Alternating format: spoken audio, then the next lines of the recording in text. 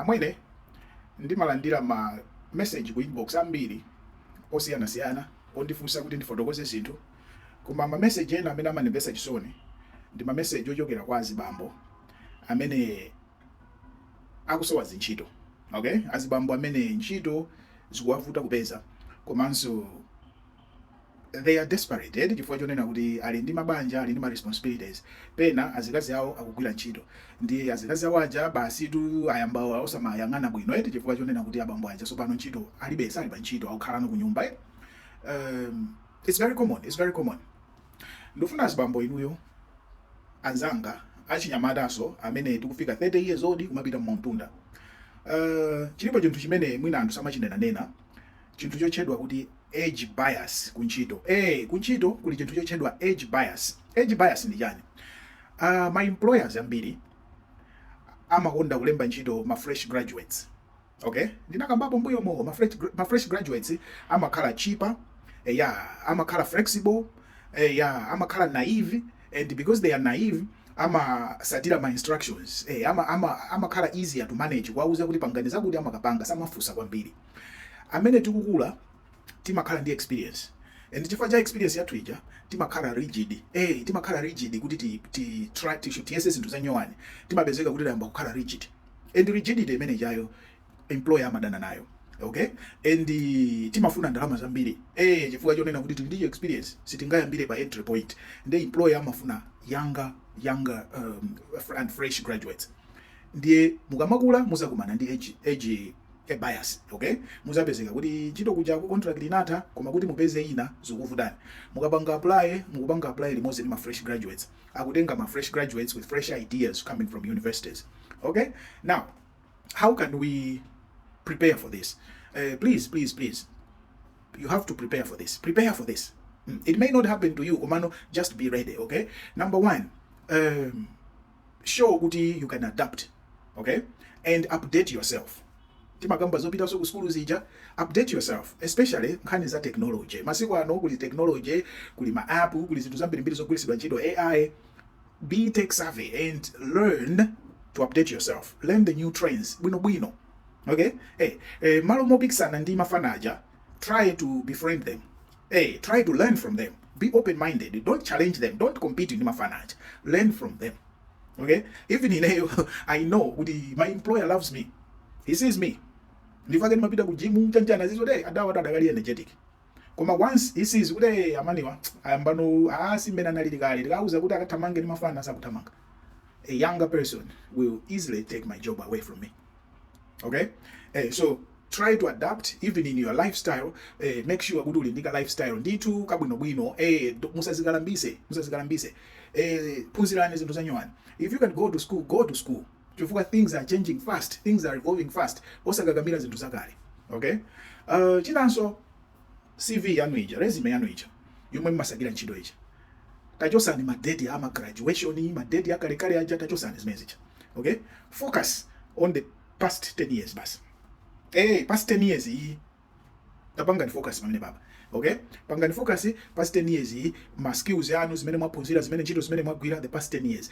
Kuja kuzama 1900s jataziwalani. Okay, number 3, also very important, don't be a jack of all trades.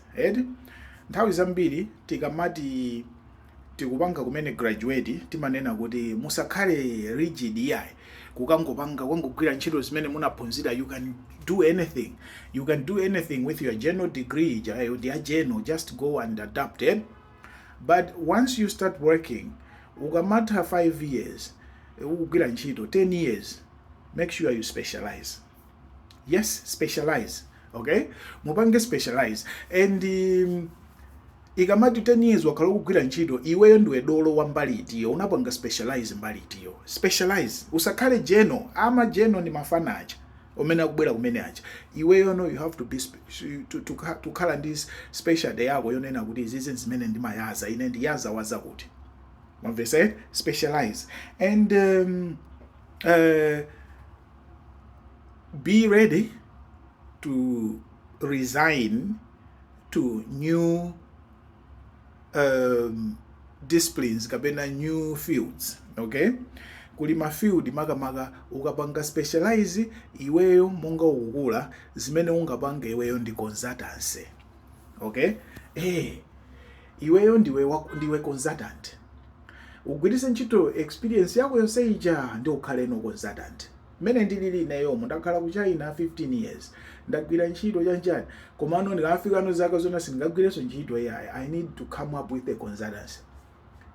Young people amene afuna kubwera ku China, amene afuna akapanga ntchito zawo ku China, kapena amene afuna kupanga business ku China aja, they have to come through me.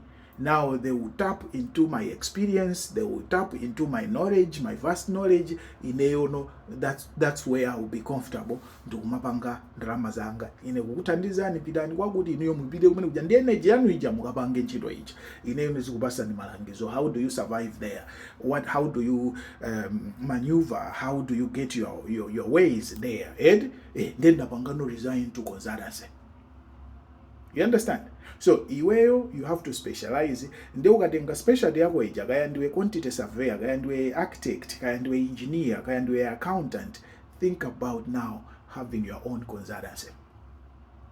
Ndiye mabwana aja, they will be willing to chill ndi iweyo and to tap into your mafields ako consultancy ali kwambiri za finance, kaza health, ka even education, iwe kukhala mentor, kumaphunzitsa anthu, like what I'm saying, all those are consultancy type of fields. There is no need kuti iwe ndizaka 45 ndizaka 50 ntchito imene okusaka iwe ndiyo makathamanga ngati kuti iwe ndiwe new entry. No, iwe ukakhale position yachani ya consultancy. Chinanso maudindo ambiri, ntchito zambiri za management. Nimalizire imene iyi ntchito zambiri za management zimene zimafuna experience yanu ija sizimapangidwa advertise yayi. Sumapeza ntchito zambiri, sumapeza ma job vacancies. You see kuti ntchito zambiri ngati zimene zijazo zimakhala internal mene mujamo nimene zikupezeka. So you need to be good at networking. Networking is making friends, making kumakhala ni ma contacts are useful. Ndilipakedo anthu ena ake amapezeka kuti daily ali ku Mount Sochi kuja, ali ku Golden Peak kuja, ali malo mwina mwake momwe mmapezeka anthu. Malo momwe mmapezeka anthu. That's for networking. Amalolera ndithu kumaspenda kandalama akawo kugulira anthu ma drink kudani, they are trying to get ma contacts kuti akhale ndi network yabwino azitha kuziwa popita. Okay, azibambo, advice yanga ndi imeneyi. I hope ikuthandizani. Don't feel very stressed. Ngati zakanika kwambiri, just try business. Don't rely on anthu ena kuti akulembeni ntchito. Try business, and business yabwino ndiyo mwendane nayi consultancy. Kandi ino achipatala, you can have your own small clinic, you can have your own chani. Kandi munali aphunzitsi, you can have your own chani. Start your own thing. And remember, young people, save money for this world. Siya chibwana.